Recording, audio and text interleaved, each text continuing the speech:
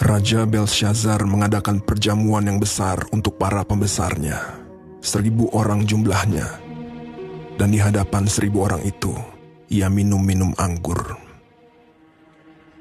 Dalam kemabukan anggur, Belshazzar menitahkan orang membawa perkakas dari emas dan perak yang telah diambil oleh Nebukadnezar, ayahnya, dari dalam bait suci di Yerusalem.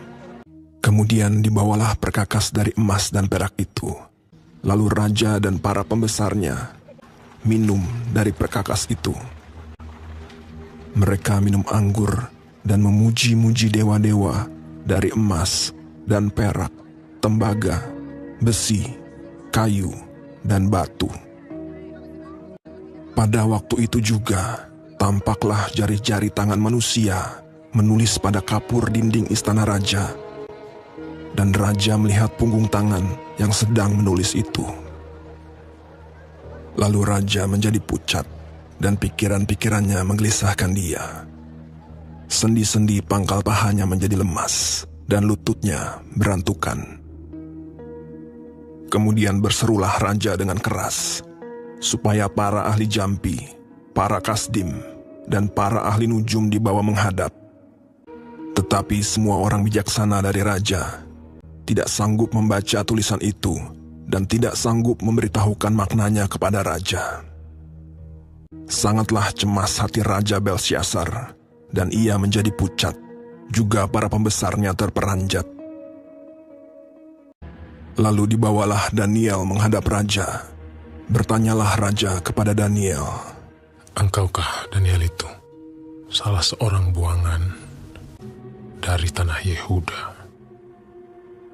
Telah kudengar tentang engkau, bahwa padamu terdapat kecerahan, akal budi, dan hikmat yang luar biasa."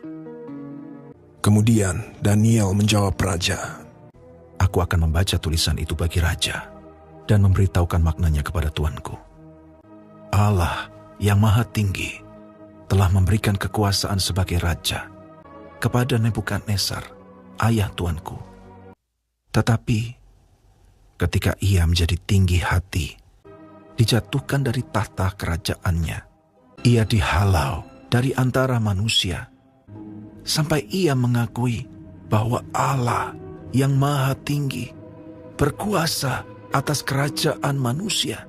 Tetapi tuanku Belshazzar, anaknya, tidak merendahkan diri, walaupun tuanku mengetahui semuanya ini.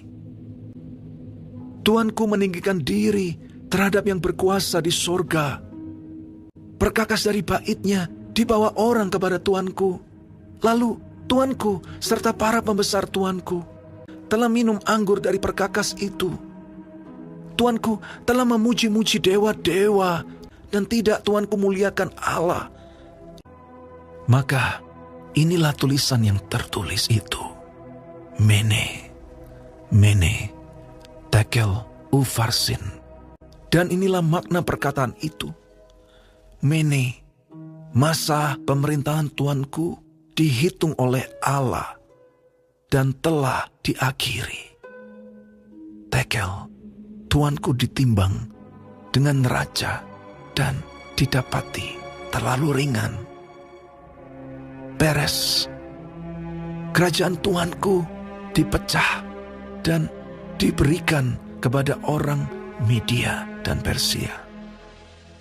Lalu atas titah Belshazzar dikenakanlah kepada Daniel pakaian dari kain ungu, dikalungkan rantai emas, bahwa di dalam kerajaan ia akan mempunyai kekuasaan. Pada malam itu juga terbunuhlah Belshazzar, raja orang Kasdim itu.